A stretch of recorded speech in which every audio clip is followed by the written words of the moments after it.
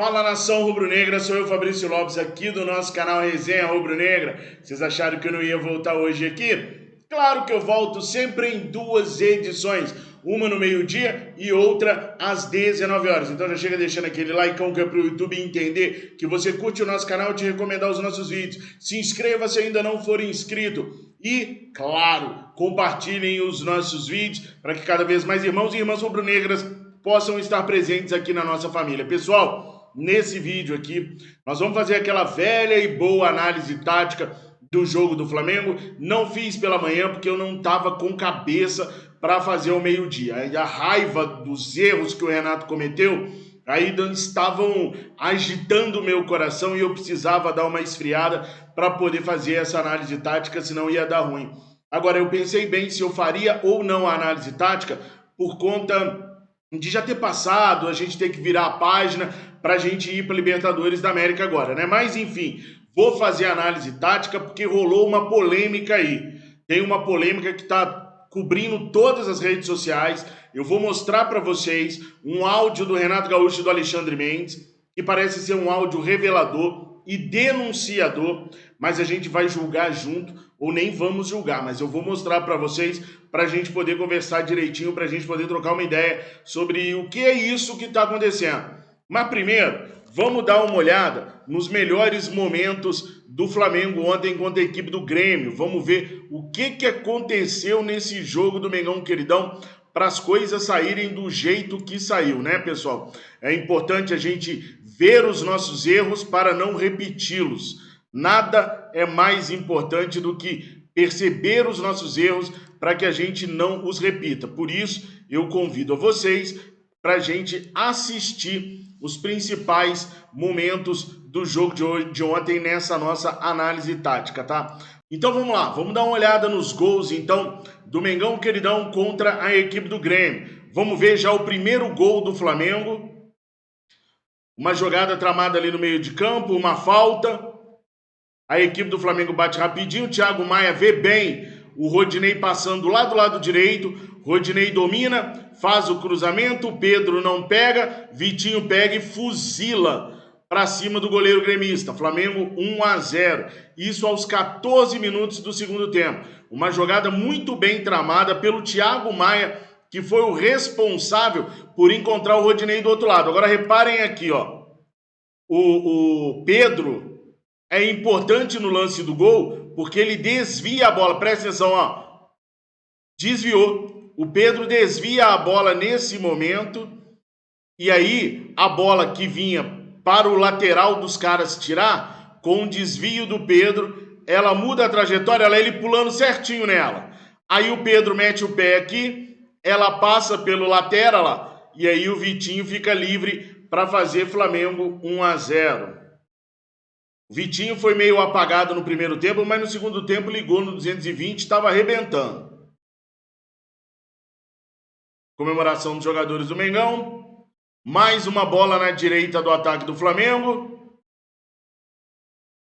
A gente ganha na corrida dos caras. Abre para o Vitinho, que mais uma vez, oportunamente, sozinho, aparece para fazer o gol do Mengão Queridão. Mas é importante ver como o Flamengo não desistiu da bola.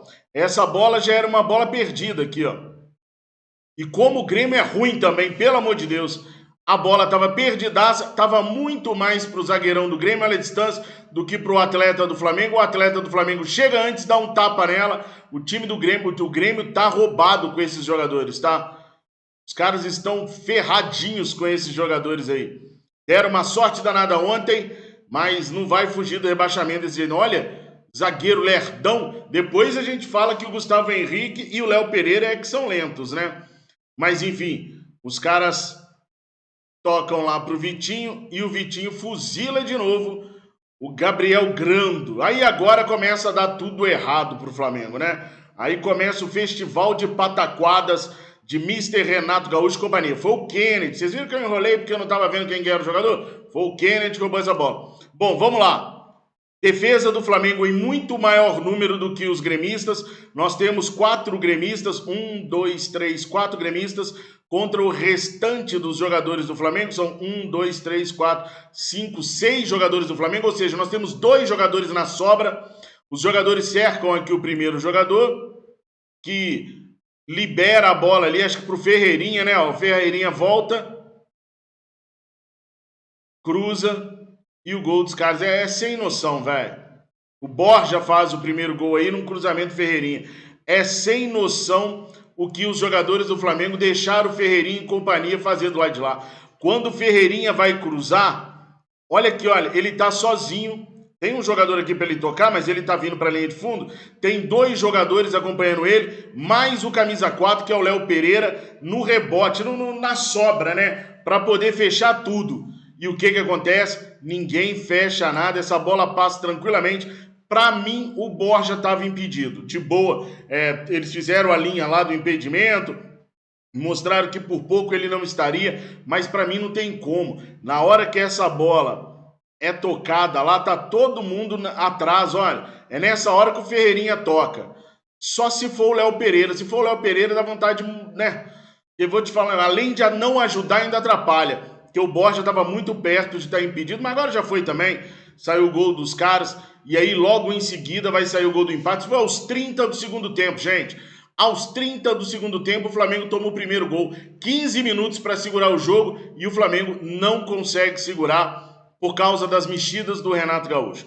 O Renato Gaúcho inventa, então, um monte de mexidas, e olha como o Flamengo ficou distribuído tão bonito no seu setor defensivo. René com esse jogador. Aqui atrás, Bruno Viana com um jogador. Aqui parece o Ramon com esse jogador que está entrando aqui. Ou seja, uma linha de 3 para 3. Já está errado, não tem rebote. Eu sempre falo com vocês, jogar na mesma linha é a maior burrice de uma defesa. Passou por um, passou por todos. Aí aqui nós temos 1, 2, 3, 4, 5 jogadores do Flamengo assistindo o que o cidadão aqui vai fazer. Ninguém chega para fazer a marcação dupla. Poderiam chegar, ficam só olhando e vamos ver o resultado? O cruzamento para a área, os caras dominam como querem, o Borja vira, abre lá na esquerda, o jogador chuta e coloca lá dentro do gol, o Ferreirinha chuta. Olha a quantidade de gente, eu tô revoltado com esse jogo de ontem. Olha quando a bola é virada pro Ferreirinha, nós temos 1, 2, 3, 4, 5, 6 contra 3 jogadores do Grêmio. Do lado de fora da área, 3 jogadores para 1 entrando. E o cidadão aqui não me dá conta do Ferreirinha lá, olha. E olha de onde Ferreirinha joga, hein? Chuta, hein? Pelo amor de Deus. E aí a gente toma o fatídico empate do Grêmio. Esse empate está difícil de digerir até agora. Já são 18 e 18, tá, né? 18 e 18. E se a gente for lá no Twitter, Trend Topics até agora, fora Renato Gaúcho. Por quê? Por causa das mexidas que o Renato Gaúcho fez, levando o time para trás. Só que tem um detalhe, pessoal. É mais do que as mexidas que o Renato Gaúcho fez. Apareceu também agora, é uma conversa do Renato Gaúcho com o Alexandre Mendes, onde o pessoal fez uma leitura labial e descobriram o que o Renato estava falando. Vamos dar uma olhada? Essa foi a reação de Renato Portaluppi. É hora de tirar o Vitinho antes que ele faça outro.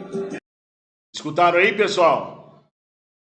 Prestar atenção aí no que o Alexandre Mendes fala. Vamos explicar direitinho. Essa voz não é do Alexandre Mendes. É do rapaz que fez a leitura labial e jogou nas redes sociais.